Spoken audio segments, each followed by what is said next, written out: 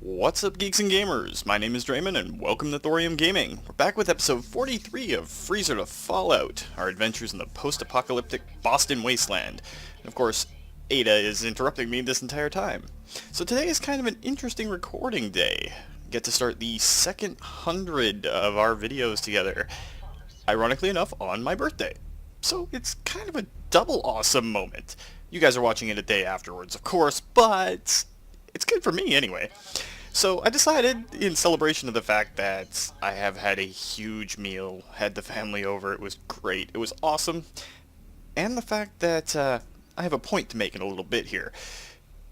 We're going to do something rather fun for me in this. It may not be the most exciting episode ever, but I got a plan. But before we get into that, I just have to point out something that I've been preaching for a while, but it's kind of hit home today of all days. Gamers are a social society. We are. We expand across the entire world, we work together, and we generally care about one another. And it's why I like it when gamers go out of their way to help other gamers and be part of everything. My first birthday wishes this morning came from people I have never met face to face, but have spent hours with in video games. My old guild leader, who is completely awesome. Bloodwind, love you, of course. My raiding buddies and all that sort of stuff from the WoW days. It's just people you wouldn't expect. Well, I would expect, but normal people wouldn't expect. Non-gamers. And we came together and we all celebrate each other's successes just as much as we are there when each other gets put down or something. Just wanted to reiterate that it is a society, guys, and the more we work together, the better off we're going to be. The more we can show that gamers are an awesome group of people to be part of. So if someone's on the cusp of gaming or doesn't really feel included, include them. Because the more gamers there are, the better off we're going to be. Because gaming is not just a hobby, it's a way of life for a lot of us.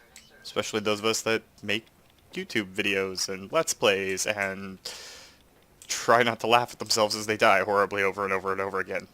Not that I know anyone like that. Stop looking at me like that. Anyway, so what we're going to do today is actually build up a couple of our settlements. So if we look at our map, it's easier if you go into your transport menu to see. So we have a couple of settlements connected to the mechanist's lair. Now in a previous episode, I think when we went over this the first time, I explained why the mechanist's lair is so awesome when you're settlement building. But every one of these other locations is a settlement that's open to us. Sanctuary, Red Rocket Truck Stop, Abernathy Farm, Sunshine Co-op, all of these are incredibly awesome and their happiness is really low right now. But we're playing as the Minutemen, so we're going to try and build a couple of these up.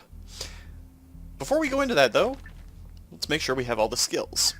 So the things that you gotta look for when you're actually going into a settlement build-up phase, you're going to want Cap Collector to at least level 2, because then you can buy the better stalls for every place. You're going to want Local Leader at rank 2, because then you can actually build the stores and workstations. It's kind of important. The rest of it's not so important, but your charisma does determine the amount of settlers you can have in any individual settlement. Now, we're not worried about numbers per se right now, but we are worried about making the quality of them better. So with the medic perk, you get better hospitals, well, hospital stands. Cap Collector, you get more caps for all your merchants, so on and so forth. So while we have a point to spend, I'm kind of curious as to what we should put it in. Now I'd love to put it into the roboticist, because then we can make better robots, but we're going to be starting off with a single settlement. So what I think we're going to do is actually increase our charisma to maxed out. That'll allow us to have the most amount of people in the settlement. It's a weird mathematical formula, and there's other people out there that have done it way better. So now before we exit the map, we should decide which settlement we're actually going to build up this time. So Ten Pines Bluff, Outpost Zimonja, they're tiny. Sanctuary is a decent size. The Red Rocket Truck Stop is kind of medium. Starlight is huge. Abernathy and the Sunshine Tidings, they're alright. Usually what I end up doing is using the Starlight Drive In, not Sunshine Drive In, Starlight Drive In as a hub on survival. If you notice, it's pretty central to the northern area of the map, and then I use either Hangman's Alley or Oberlin Station, sometimes Jamaica Plain if I'm playing survival. You want to have at least one built-up settlement in every region when you're playing survival. A, there's no fast travel unless you have the vertebrate grenades from going through the Brotherhood of Steel questline, or I think it's the railroad. And you're going to need that a lot. So you want to build up at least one in every sector. I quarter the map, so Starlight Drive In, Finch Farm, Jamaica Plain, or Hangman's Alley, and then it's usually Somerville Place in the southwest. This being a big one because everything that happens out here. It's a little creepy, but it gives you save points and places where you can replenish your supplies. So what I think we're going to do this time, since Starlight already has a lot of people but not a lot of happiness, we're going to connect Starlight Drive In to the mechanists' lair, giving us access to all of them. And at the same time, we're also going to connect Sanctuary. That way we have all of the resources that are stored in all of those workbenches at every individual place. So we need to build a pair of robots. So let's go in and start a new robot. Yes, we're going to build it. So the first thing we're going to do is we're going to rename it.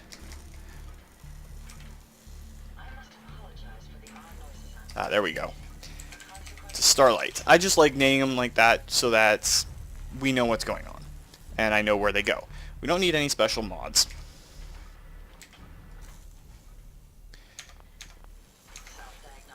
Head, we're going to go with a standard build essentially for them. Put some factory armor on. These things don't need to be too good. So we're going to go pretty much factory standard for everything that we can do. And the only reason we're doing this is they can get attacked while they're out on the roads. So it's better if you throw a little bit of armor on them. You don't really have to put a ton onto these guys, because their entire purpose is simply to transport everything between your two settlements. But by doing so, they also give you access to all of your settlements. So we're going to put some factory storage armor on, standard factory leg armor. For the voice, yeah, we'll go with the male voice for it, it doesn't really matter. And for the paint, Starlight, Drive In, let's go with the dark blue. That makes sense. So we'll exit the station. This unit is currently in factory default mode. Do you wish to enable this unit's personality subroutine? We'll decide later. I'm not sure. I'll just decide later. Acknowledged. Remaining in factory default mode. You can enable this unit's personality subroutine at any time by utilizing the vocal interface. Alright, so now we go into our workshop menu as soon as it lets us. There we go. And we're going to supply line him all the way over to the Starlight Drive In. So now he is assigned as a provisioner. No, we don't want to store him. We don't want to store that either. So now we got to build one more. Same idea. No special mods. It's the same sort of thing. And this one is going to go to Sanctuary. And we're also gaining a little bit of experience while we do this. Of course, I'm going through it a little bit fast, so I'm kind of making a few mistakes as I go through. I'm not perfect.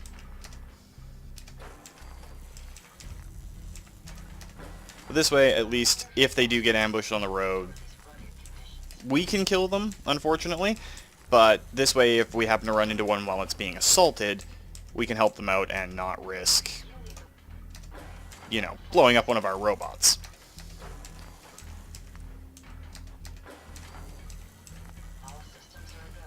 Voice, let's go...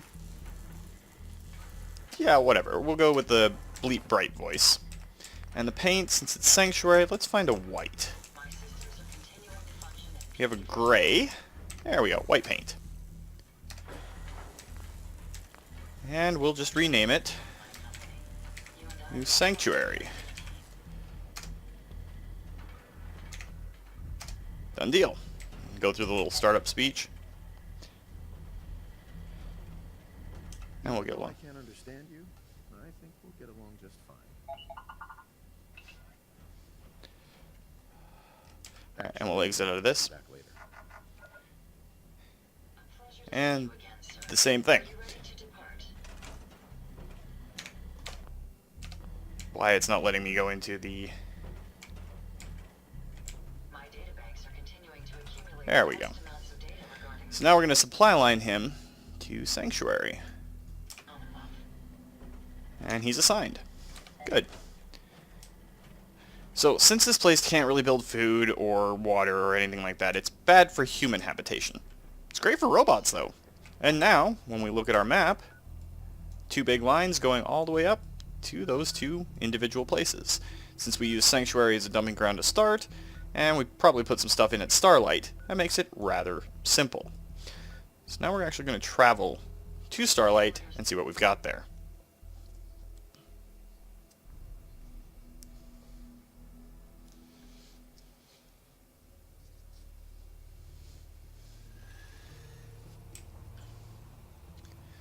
So the Starlight Drive In now has access to all of our resources, and we have nothing here. These people are obviously unhappy because there's no defenses, there's only 2 beds, very little food, very little water. So what we're going to start off by doing is going up to the roof, out on this little branch here, and we're going to try and put down an artillery piece. Now we're doing this because then we'll have artillery coverage in this area. It's just a matter of finding that sweet spot for it. The artillery piece is a little wonky. There we go. It may not be fitting exactly perfectly, but I really don't mind. So now, there's a couple options that you can do with this. You can either go with full-on prefab structures, or you can build your own. Now, I prefer to build my own in general, but in a pinch, you can use the prefabs, and they work just as well. But we have a little bit of water, and not enough shelter. One thing I've always found is that this area right here, if you set up concrete blocks just right, you can build a fairly sizable building in this general area. So what we need to do is go to concrete, into the floors, and pick this one, the foundation. Allows you to vary the depth. But the better part about it all, if we can figure out where the edge of the water is, let's just build it here. Once you've got your first one in place, the next couple will all snap to it. And in turn, your walls should snap to that. So we're just going to go pretty simple. Build a 3x3. And that gives us a pretty decent low-level foundation. Now, I am no expert at this, and there's a lot of people that do it better. So, this is just kind of where I'm going with it. Now, to save supplies, we're just going to use some wooden walls. Make sure they're facing out, and just like that, they snap to the grid. And you've got the start of a structure.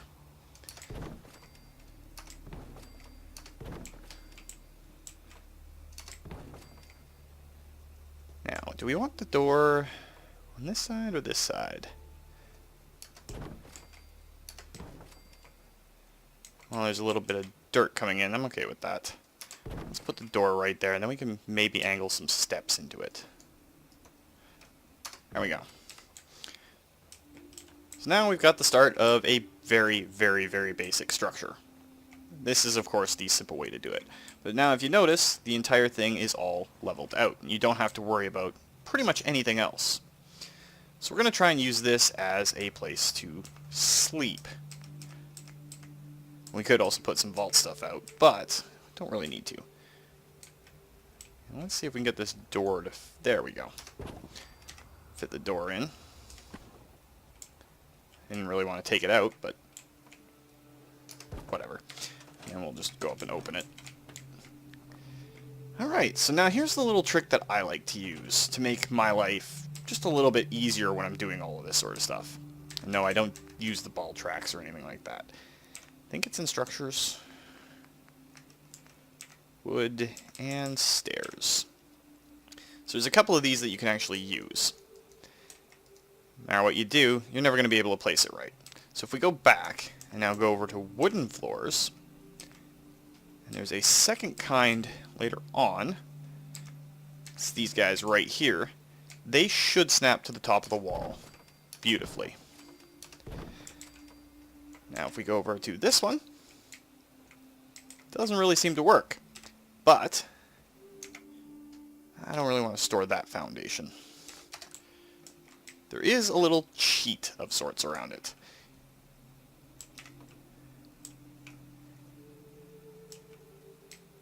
What we're going to do, I think, is we're going to store this one, put that right there.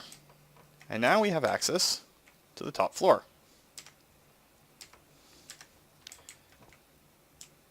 Try not to get myself killed by falling off my own rooftop. That would work beautifully. So now there's a reason why I'm doing it this way, which will become abundantly apparent in just a moment. Alright, so now the lower level is fully enclosed. Not exactly the most gorgeous structure in the world. We can pretty it up a little bit later. Full access from the ground all the way up, straight from the door, straight in. But it's covered. Now, I think it's in the wooden prefabs. I'm not really sure if it is, but there's... Might have done it with the actual walls themselves.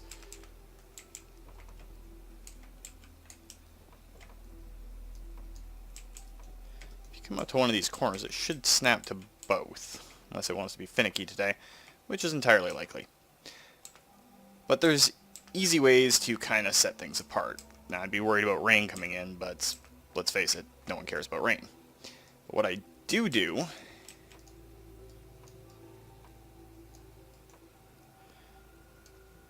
set up railings all along the roof.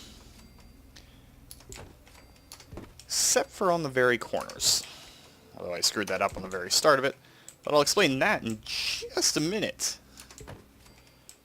Now, despite how tedious this can end up being, I do really enjoy it. I find it rather cathartic. And of course, a couple of you guys who have been asking me to do this forever are finally going, okay, we get to see how badly Dre screws this up. Alright, so now we've got one at each corner that's missing. So why do we do that? Well, that's pretty simple. Since you can never tell which direction the enemies are going to come in at, and exterior walls are kind of bogus, if you put down a single turret at each corner, your building, which houses all of your beds, is now also your guard post. And if you set up a power generator on top of there, that power generator is pretty well defended.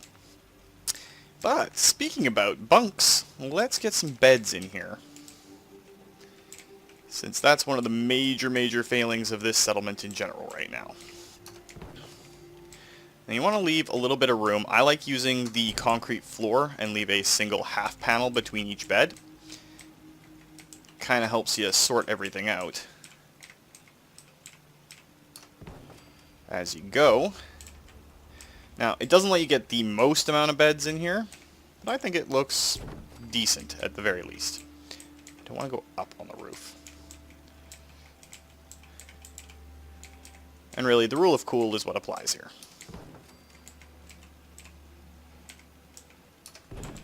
And your last section right here, you just rotate it enough. It's always hard to do on these angles, so I do not have any of the snap mods. There you go. You got a bunch of beds in here. And if you need more, you can always build more on the roof later. But we're going to attach another structure eventually. For now, let's just go over here, see if we can throw down a few beds inside the diner itself.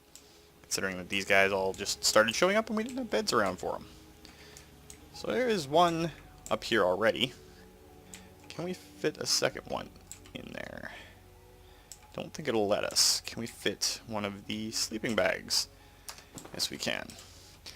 Now, for this particular purpose, it doesn't matter. If you were doing it on survival, I would very much recommend using the best type beds that you can possibly fit, since it does actually have a major gameplay benefit for you. You can only sleep so long, and thus get rid of some of your exhaustion, by sleeping in a good quality bed. But this place is kind of turning into a little bit of a extended area. So now, there's not a whole lot of water or food, but this is part of the reason why I like the Starlight Drive In. Most of this area, not really suitable. But this grassland over here that's just within the borders, this is all dirt. So if we go in, go over to food, and we're going to do the same thing that we've been doing at every other settlement. I'm going to throw down some corn. And it might seem a little bit excessive, but we have a lot of mouths to feed here to start off with. Put in some mute fruits. Almost sounds like this place is under attack already.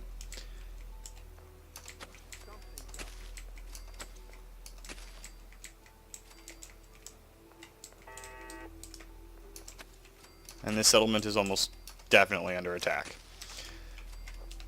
So before we get to that,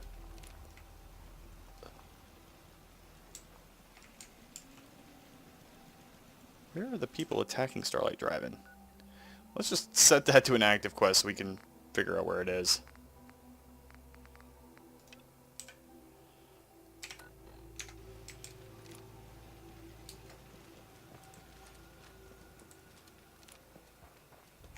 Excuse me. We did it! I was afraid we were making a mistake trying to stand up to those bastards. But the Minutemen came through for us. Well, that was rather easy. Okay. But it's pretty simple in that regard. So now, when we go back into our menu, we've got 12 food, and it looks like not all of our plants are actually getting tended to yet. So let's find another one of these guys. He's already assigned to food. That's Kate. And we're going to command you to go over and start on food. Alright, so that got assigned. Now, we're going to go over into our power settings. We're going to try and pick a rather decent generator. We've got one, I just pointed at my screen and I realized you guys can't see that. We've got one all the way up on top here that's just a little guy for that tower. Actually, before we do that, where is someone random? Congratulations, sir. You just became an artilleryman, even though you didn't realize it. Get you to come over here. We'll do the little wall hop and everything. And you are now assigned to that. So, by going inside our little makeshift structure, ugly as it may be, setting up our power generator as I fall off the roof. I'm good for that, by the way. I do that a ton. It's sad. One disadvantage to building corners in everything. So we're actually just going to grab this and bump it down a little bit more. There we go. Now, it's pretty open and exposed from this side, but that's okay. There's a trick to defending it. We can throw some more turrets down there, and the water's there, so it's not that bad. Now, if we go back into our resource menu, go to our water, this one provides us 10 power. This requires 5, but produces 40 water. So if we face it so that the power connector is directly towards the generator, just like that, we have a ton of water. Now, happiness is going up incredibly quickly. Defense is high, food's high, but that's not really giving us a whole lot out here. We could build the experimental things from the vault, but we don't really need them. What we do need, however, is a scavenging station. This is one of the key things that you want to put into your settlements no matter what, and assign a villager, settler, to your scavenging station. This increases the amount of scrap and resources that your settlement naturally produces. Always a good thing. The more scrap it produces, well, the less you have to go out and farm for things. Less dungeons to dive into, just for the junk. Scavenging stations are awesome. So that looks pretty solid overall. But that's not going to get our happiness up there all the way. See, there's a problem in general with how these things go. Sure, there's a lot of stuff here now, and the people are doing okay. But they aren't in a way to be employed. And they're not getting the structures they need to actually be really effective. So we need that concrete foundation again.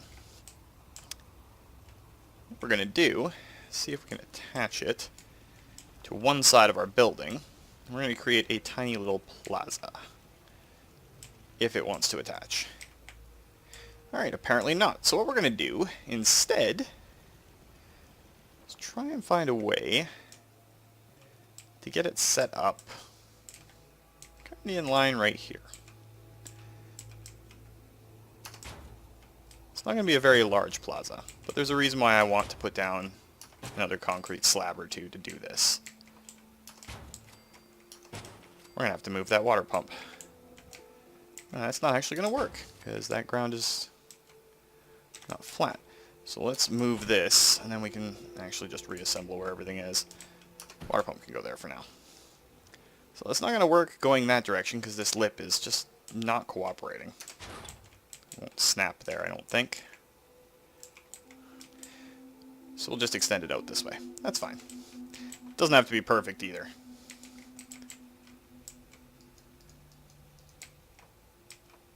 Come on, snap. There we go. Snap tool doesn't always like to work properly. It's one of the complaints I have about this.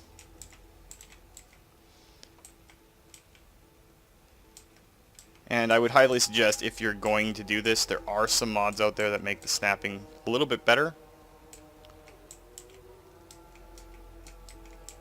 Oh, that's going to be frustrating. So you know what? We're just going to build it over here. I'm okay with building it elsewhere.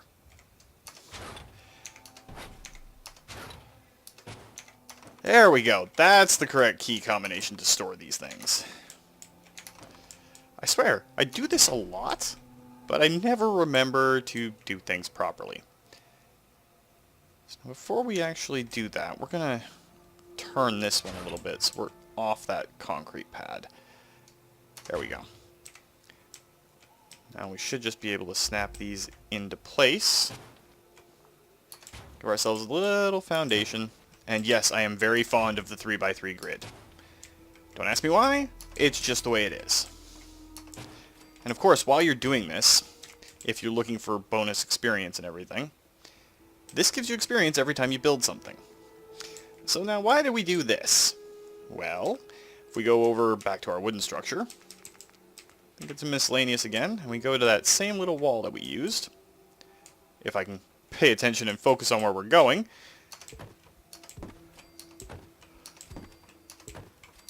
Put down some small walls. Just kind of an aesthetic thing. And also to make it so that any bad guys that try to come in have a ton of fighting to do. Leaving this section open, because that's going to be the entrance to our little marketplace. Apparently there's going to be a walk-on entrance right there too, because I am not moving that all over again. Which actually works out fine, because that leads right back towards the diner. Means we should probably take this one out too. There we go. I left these two out because we're going to go 2 stairs. I'm going to find the little guys. These little bastards right here. And now it's a nice, easy, smooth transition. Okay, so what are we doing that for? Well, here's where the fun part comes in. It's going to cost you a lot of caps, but I think we do have a fair number. You have all of these different shops. First thing we're going to start off with is the best clinic that we can afford. We don't have the bottle caps for that big guy yet. We have local leader rank 2 and medic, but we don't have the funds for it. We do have enough funds for this little guy. We want to make sure there's at least one walking space behind it, and we're going to put it right over next to the wall. That's close enough. Now we probably won't be able to afford any of the other ones, because we're low on caps. Yep. Alright. This process is going to be the same for everything else, but let's find you. Congratulations, you just got promoted to doctor. So this will in turn make people happy. Now, if we're looking at all of these, the different ones that we go through, each one of them as you go up increases the happiness. And you can use them for inside aesthetics and outside aesthetics. Doesn't really matter. But that will help increase the happiness of this place a lot quicker. So while we have Cap Collector rank 2 and Local Leader rank 2 for these stores, we're good, but we just don't have the actual caps right now. And for our crafting stations, these only provide us with bonuses. They don't actually give anything for our people, really. Of course, ways to make Nuka-Colas that are better, which really does help. Cages are something I haven't played around with too much yet. They require power, and you can get Mirelurks, or dogs, or radroaches, or mutant hounds, and then you can go all the way up to Deathclaws, if you have the proper things to lure them in. And out of all of them, I believe it's one of these big guys, or is it a medium one? I guess it's a medium one. Gorilla cages. These are incredible. So, not only does a gorilla cage add to the defense of your structure, but for some reason, your settlers really like him. So cages let you capture a variety of creatures and enemies. Cages will only work when powered. They have a chance to catch something while you sleep or when you are away from your settlement. You will usually catch something within a week or less. Once you've caught something in your cage, you can release it whenever you want by cutting the power to the cage. The cage will also open if it is damaged. Note that keeping captured creatures and enemies will increase the chance of your settlement being attacked. Gorillas offset that. Some captured creatures are always tame. Some are hostile unless you have a beta wave emitter turned on when the creature is released. Captured raiders, gunners, and super mutants are always hostile. No kidding. So now all we have to do is connect this up to our power grid. Now that it has power, we can get a gorilla. The gorilla cages are amazing. They are incredible. The defense of this place will shoot up when we have a gorilla. And if we use this open area here to build up our shops and shacks, that'll increase their happiness. The happier people are, the more efficient they work, which kind of makes sense. We have a random concrete slab over there we didn't take care of. But it also leaves a lot of people not really doing anything right now. Still tons of settlers, and we haven't invested a lot into this place yet. And of course you can build arenas for certain things, and beta wave emitters to make certain things, and a quitting time siren, and makes them relax. And without a lot of other things to do, we're going to throw up some decorations. Wall decorations, flags, and of course we are playing the Minutemen, so we got to get ourselves our colors hanging on the structure. We'll do the, I think it's north and south sides. Make it look like it's hanging from the edge of the roof. We could put up railroad flags, but we don't really want to. And I'm Canadian, so the US flag is kind of out. Now these don't do a whole lot, aside from, I think, moderately increasing the happiness. However, I hope there is a nuclear logo in here so we can throw up the Thorium Gaming Pride. That's a biohazard. I haven't really gone through these yet. I don't use a whole lot of them outside of the vaults. Warning labels. Ah, here we go. It's not our blue, but for you guys, there we go. We got our symbol. Let's throw it on both sides of the door so people know this is 232 territory. Those are completely different heights, and my OCD will not allow me to live with that. That's good enough now. And you can ask a few of the 232 about my OCD. It's not really that great. And of course, since I actually love the Vault Boy, I think it's an awesome iconic design. And it's one of the few things that Fallout always has done great. I love the little cartoons. I love the special stuff at the start. We're going to throw ourselves a Vault Boy up there. Why? Because we can. If we were playing a female character, it'd be a Vault Girl. Which is fine. There's a lot of Vault posters, signs, miscellaneous decorations. We'll use those mostly inside of our vault when we get to it. But it's just little touches too. You don't have to go stupid in depth with everything, but I feel that even just the minor touches, like throwing down maybe a rug or a carpet, or not a kid's carpet, of course, and not some of these screwy ones. I guess we're gonna have to go with this, I guess. And whoever this is, he or she gets cold feet in the morning. They can have a little rug. That's fine. And there are cool displays. You can put up armor racks to throw on everything. Both male and female versions. They're great. Display cases, power armor display cases, weapon racks. They're all awesome.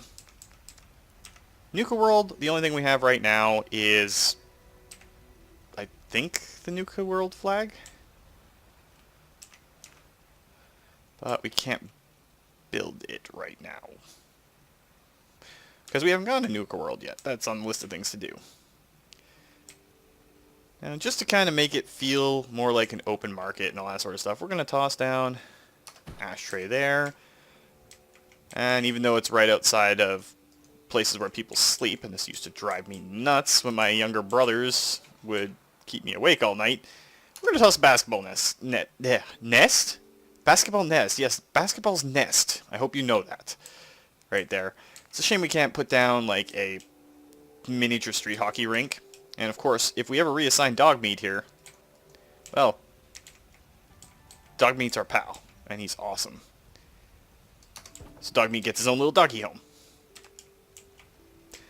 And just like that, we have increased the happiness a ton and made it a lot more livable. The bonus is every time you come over to one of your settlements that has a shop in it, If you need fixing up, let's get a look at it. we now have a doctor here. We don't have to go over Hell's Half Acre to find a doctor. We just come back to our settlement that has a doctor.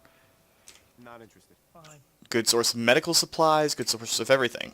Now, if we upgraded this to one of the tier 4 buildings, those end ones that cost like 2,500 caps each, when we run into the special doctor out in the wild, I think we've run into her this playthrough, which means it would take a while to find her again. Seems to be growing well. We can actually get her to join one of our settlements, and she would come here and act as the doctor, and she would sell all the top tier stuff. This is just a tier 3, tier 2 clinic that will give you access to more than just your basic stim packs. The top end ones, the tier 3 buildings with a tier 4 vendor, give you access to everything awesome. This includes all of the weapon vendors, all of the armor, clothing, all those merchants. You'll run into them out in the wasteland. They're usually a random encounter at one of the random encounter points. There are 7 of them, I think. But when you run into them, you will definitely know because they don't act like regular just wastelanders. But now that we have an artillery cannon here, I believe this is the extent of our artillery coverage. This general area. The other reason why I like the Starlight Drive In, especially on survival, Drumlin Diner's right here. You always have access to, I think it's Trudy is her name? Well, we can run over there and check while I keep rambling on.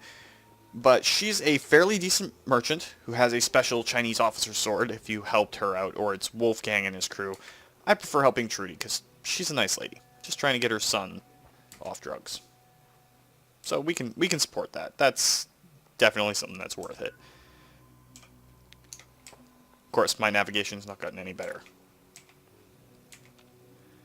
But I'm hearing gunshots too. But the diner is right up here. So if you need any extra supplies or anything... Oh, and there's Trash Can Carla. She stops by here a whole lot. But there you go. You got Trudy, who is an extra shop. Because you can burn through the caps of your own settlements pretty quickly. So, well, it's not that exciting of an episode, guys. I know we didn't really advance towards Far Harbor. Yeah, I'm actually really excited to go there, because I've never done it on a Minuteman playthrough. I've done it with the Brotherhood, and it was different. Let's just leave it at that. The entire place is brutal to me. I don't know what it is, it's evil for me. But this is the start of our settlement, so now as we travel around in the wasteland, this place is actually going to pick up. We're probably going to have to come back here 2 or 3 times, add extra beds, probably another building, expand the market. Definitely going to have to add more food. But even as we stand right here, look at all the adhesive we can make. That's a lot of adhesive. So we will never have to worry about modifying our gear again, because we'll have all the adhesive in the world to work with. But anyway, guys, that's probably going to do it for this week. And again, thank you to all you guys out there who sent the birthday wishes and everything. You guys are awesome. I love you all. If you like the video, guys, please consider hitting that like button. If you'd like to join up with the 232, be part of our community. Why wouldn't you? Just hit that subscribe button and make sure you turn the notifications on so you don't miss when a new video goes out. And remember, guys, life is a game, so play to win. And until next time, take care.